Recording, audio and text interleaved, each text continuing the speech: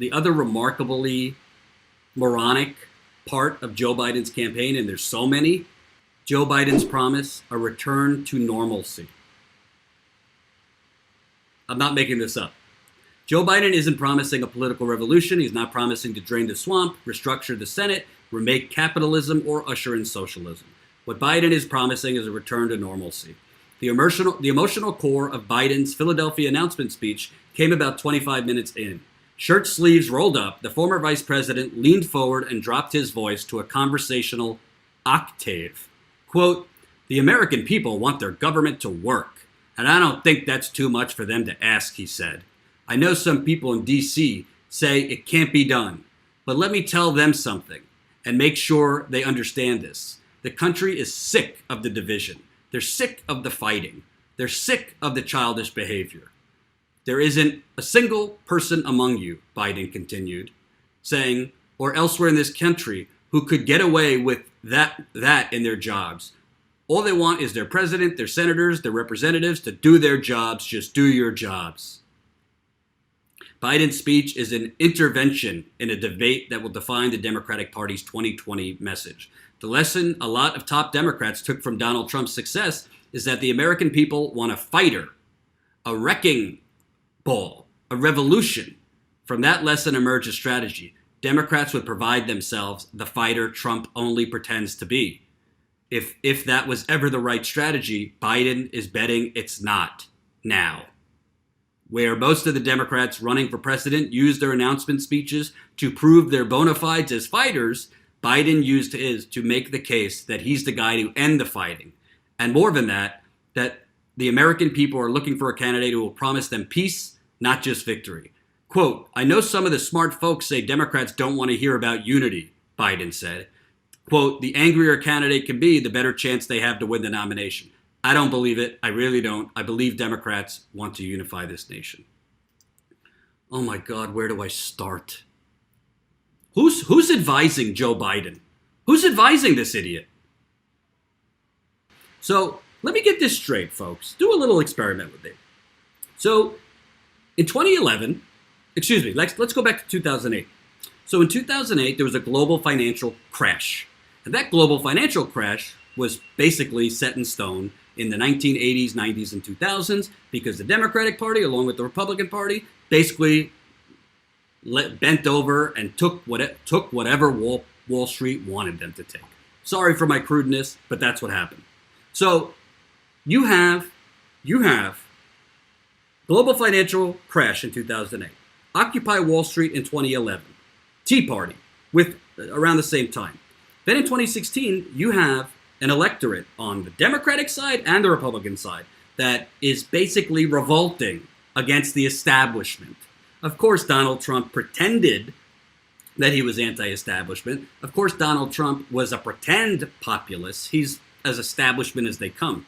He's down with the military-industrial complex. He's down with regime change and overthrowing democratically elected governments in Venezuela. He's probably going to do it in Iran, too. He's down with all of the criminality and the corruption of Washington, D.C. He's not a populist. He's a fraud. And we'll get to Donald Trump later and what Mueller said and all that.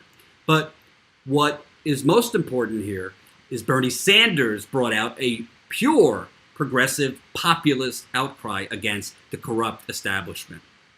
So Joe Biden and his political wizards advising him, their thought is just 3 years later, all of a sudden, that whole anti-establishment thing, no, that's done. That's done. That was just a phase. You know how your kid's going through a phase on something? That's just a phase. That revolt, that was just like on Twitter for a few days. It wasn't real.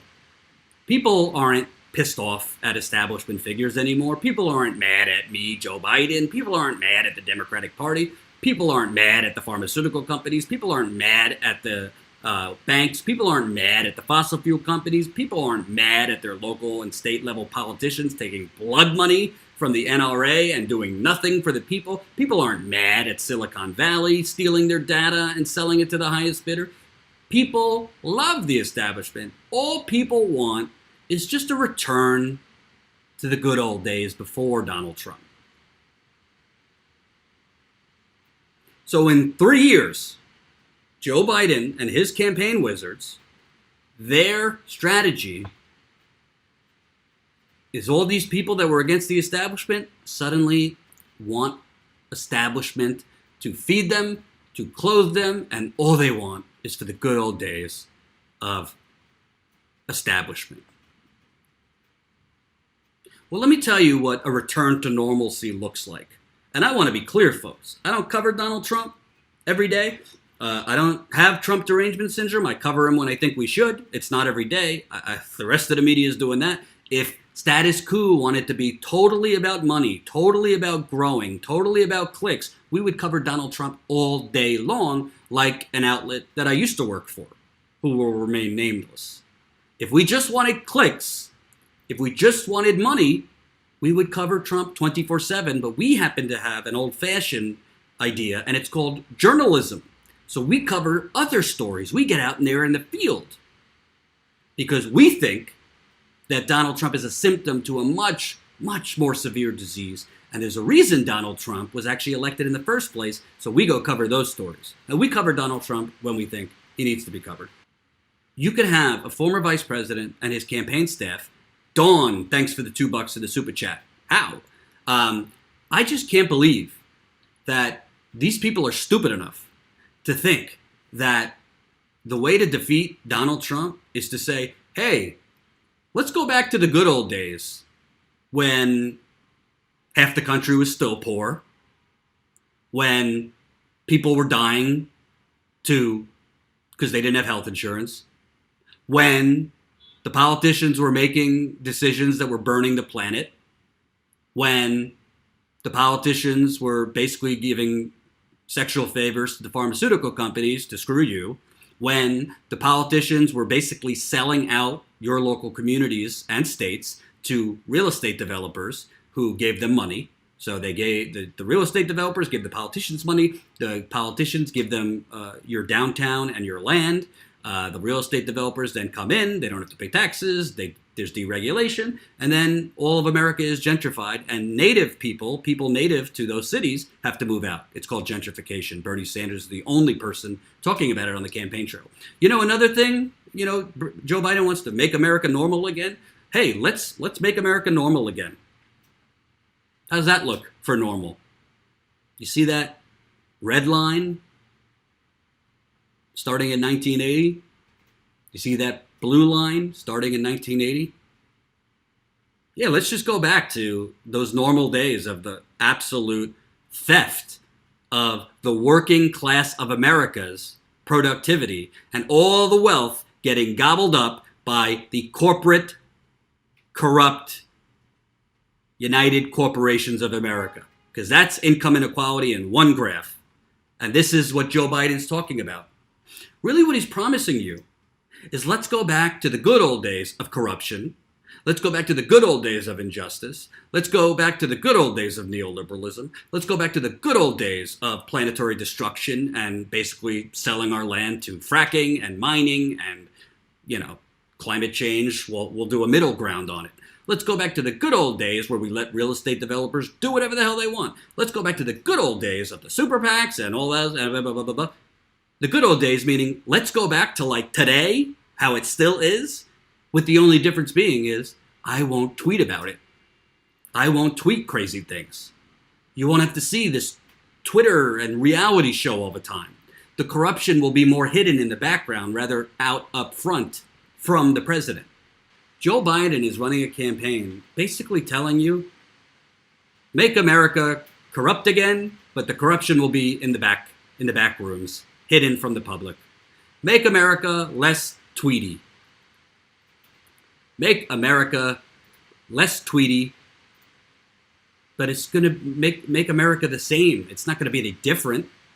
Yeah, Joe Biden and the Democrats are not going to be as vile and Islamophobic. They're still going to, bow down to Wall Street and corporate America, but they will be nice to minorities. But most Americans, and I think most of you in this live chat, in this super chat, most Americans can't afford, a return to normalcy. Most Americans, no matter what the corporate media tells you, it's not a booming economy for most Americans. Most Americans are in a day-to-day crisis financially. People I know are in financial crisis. And financial crisis, by the way, is a big, big contributor to mental illness. So, if Joe Biden, his return to normalcy, he's going to have to explain how he's going to unwind that. Because that's normalcy, folks. The theft, the generational theft of our money to the wealthy. Even worse for black people. The return to normalcy means the police doing whatever the heck they want to do. A return to normalcy means let's frack till we can't frack no more. Hope you enjoyed that last video. Hop on over to statuscoup.com where you can sign up for our email list and become a member for as low as $5 to $10 a month. Membership is how we grow. That's statuscoup.com/join. And remember, join our email list so we can grow the revolution with you.